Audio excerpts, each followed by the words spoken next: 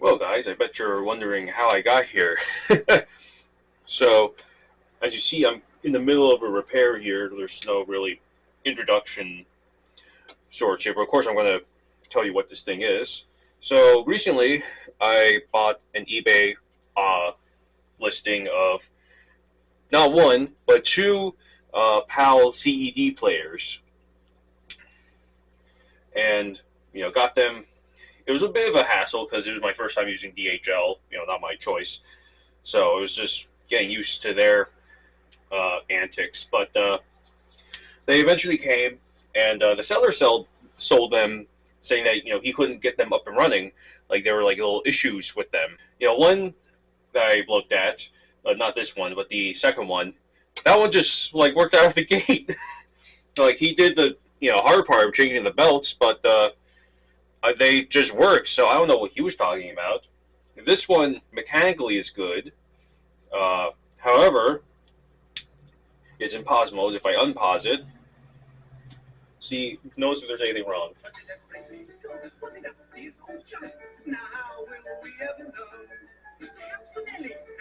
Yes, there should be.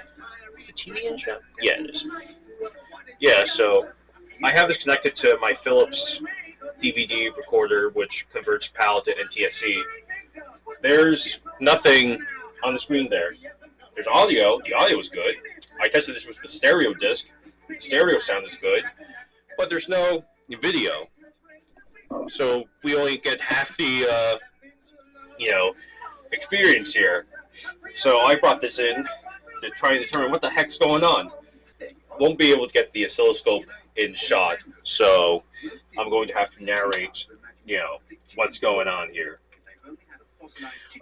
First and foremost, the video demodulator is good. If you put it on pin 11, you see the demodulated video signal on the oscilloscope screen. If you check the output on the video converter IC501, you see there's composite video being output, so all that's working. It's just that it must be some kind of something's not getting to like the video output board or the RCA output board. So there's a B connector here, up here along these this row of connectors. The B connector is what outputs it to the board with the outputs, with the composite outputs. So B2, pin 2 of the B connector here shows nothing. So it's getting lost between pin 2 of the IC, of the video converter IC, and that. So looking at the schematic here,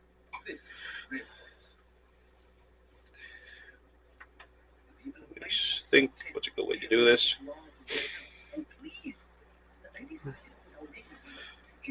Alright, so B2 here, that's the pin that ultimately goes to the video out, the composite out.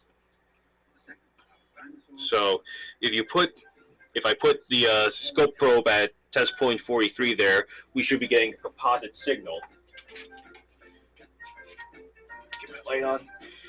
Yeah, also, the reason why this thing's higher than it normally would be is because I got a nice Sony BVU 800 down here that's like 95% running. There's a little bit of an issue with when it like threads up, like the threading ring is like a little out of adjustment or whatever, so I gotta fix that before I start using this thing, because I really hope I can use that. It'd be nice to have a BVU, a working one. Anyway, test point 43, it's around here. It's right here on the tip of the Zener diode. So test point 43, I'm getting a, you have to trust me on this, I'm getting a nice composite output there, video output. So that part's working. So those three transistors, Q501, 502, and 503, they have to be working if test point 43 is outputting something. It looks to be so from the Zener diode 501. There's a capacitor there, and come on, get down. Capacitor C530. C530, or you know what I mean. So that seems to be, so between the diode and the capacitor, we're losing the video signal. So here's the positive lead of the capacitor that's outputting, that has the video signal. The negative of it does not. So I see there's a, on the positive lead of the capacitor, solder joint does not seem to be making a good connection. So first thing I'm going to do, get the disc out.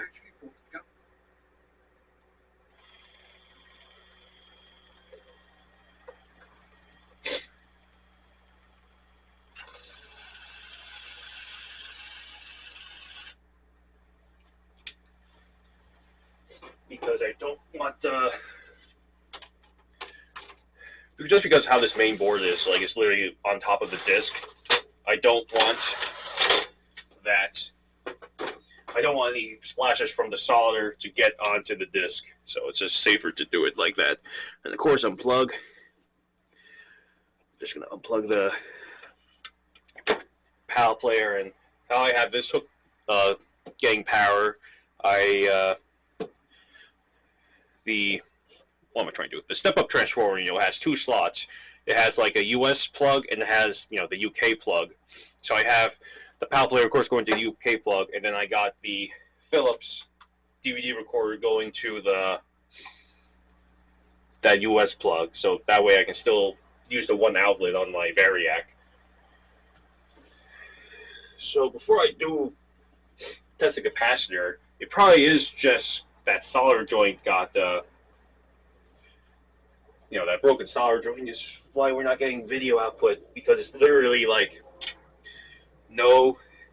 it's literally video signal, no video signal. So either the capacitor went open, which on, people are going to say, oh, the capacitor went open. Well, knowing these players, the capacitors really don't fail on these things. It's on CED players, your main, culprit is going to be bad ICs.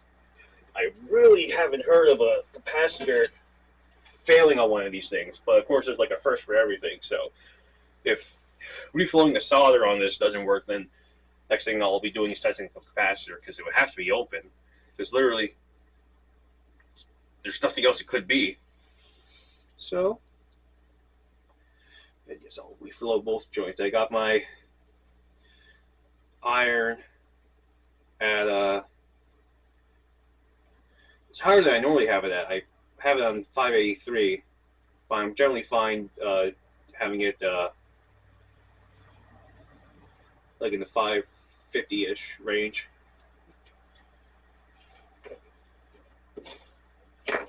Okay. Jeez, the pneumatic down there makes it a little harder to do the reach around. This pneumatic weighs literally like 81 pounds, so that's why I didn't want to put it down yet, because next time I move it, I want to be sure I'm going to put it, where I want to keep it for a while. Okay, so by the time I get the plug in and I get the disc in, it'll be good to go.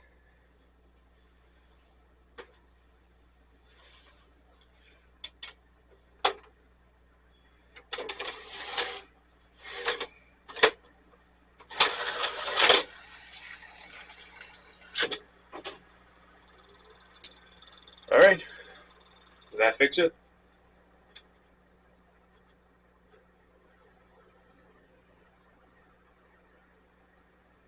Doesn't look like it. Now let me just make sure it's not like a connection. Let me scope that capacitor again.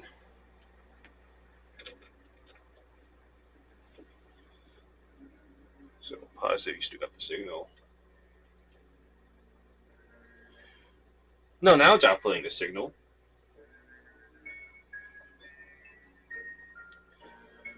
Oh, did I plug it in the wrong spot?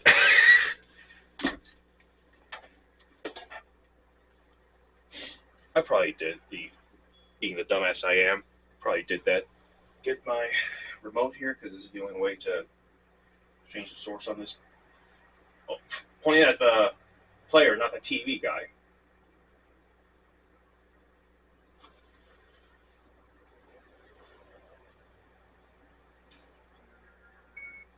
There we go. All right. So, so literally, it was just a bad joint, and yeah, and then it was in the matter of making sure I had the thing on the right input. Well, it was weird that I was still accepting the audio when I had it on the wrong input, but whatever. So yeah. So PAL player spinning to the Philips. The Philips is then converting it to NTSC, so I can watch it on the CRT here. So what was wrong was literally a bad solder joint. The solder joint on the 1000 microfarad cap 530.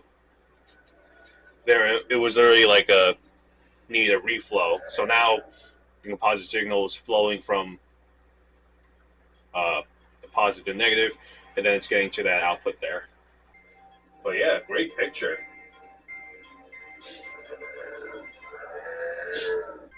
Both players were not the same. They're both the stereo, model. However, this one is the wireless remote. The other one is the wired remote. So ultimately, I would like for this guy to be my main player, PAL player, so that I can use the wireless remote option.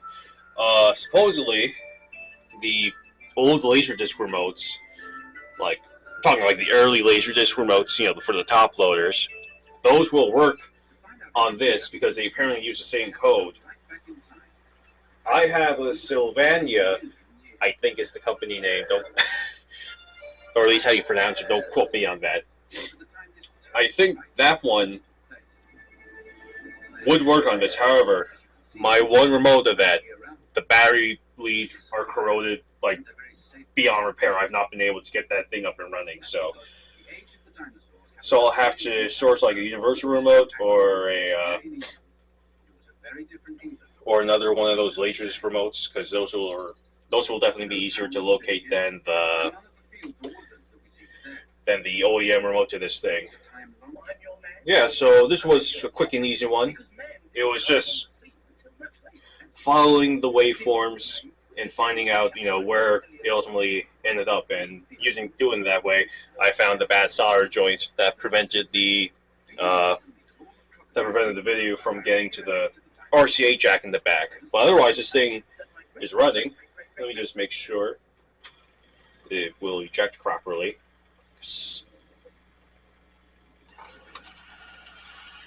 Yeah, nice.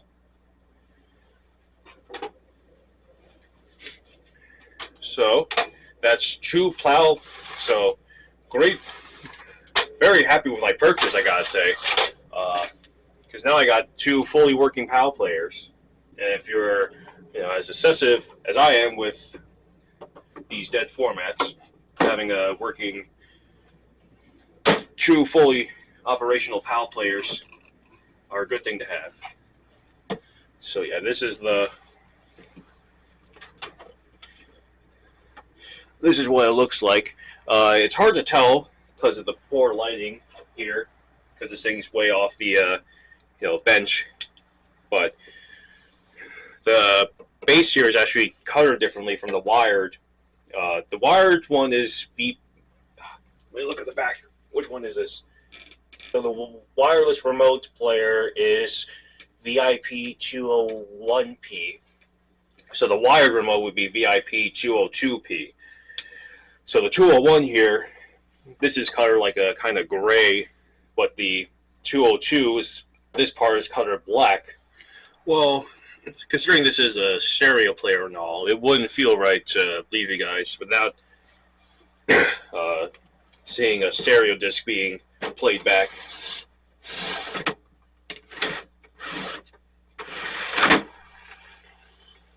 This is Ashford and Simpson. I've not watched this disc yet.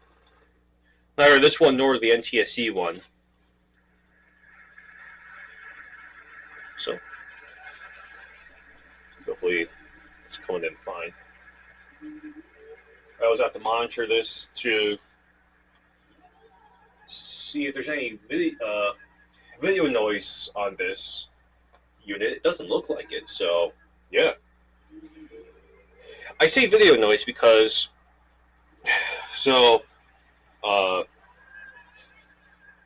he's made a little video on it, so I can mention this. So the media hoarders PAL players had this weird video and stereo noise issue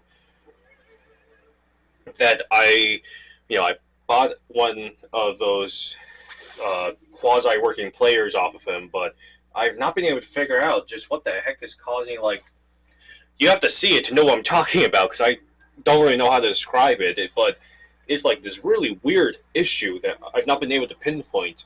Now that I have two fully working ones with no noise, I hope I can use, that to try and figure out, what's causing that. Because, one, for my own curiosity, because it's a really peculiar problem, and two, because I feel bad that I haven't been able to give him, an answer on what's causing it.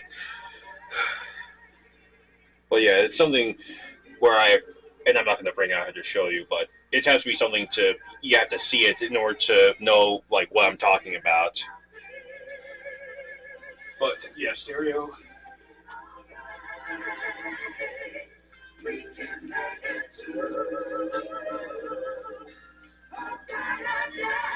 Sound sounds good. Picture looks good. So it's safe to say this thing's fully operational. So that's incredible. And all it took was one bad solder joint to reflow that. Yeah. I'll be, of course, testing everything, making sure that mechanically it's good, that I don't have to do anything. Part of me wants to replace the black grease that's on the loading gear, but part of me likes to take the approach of, if it ain't broke, don't fix it. Because I've noticed that, like, whenever I'm like, oh, let me give this thing, a good cleaning or whatever, that it just ends up causing more issues than you initially wanted. So the fact that it's working with the grease now and with the belts as is, I don't want to mess anymore with it and try my luck and test my luck. So I think I'm going to leave it at that.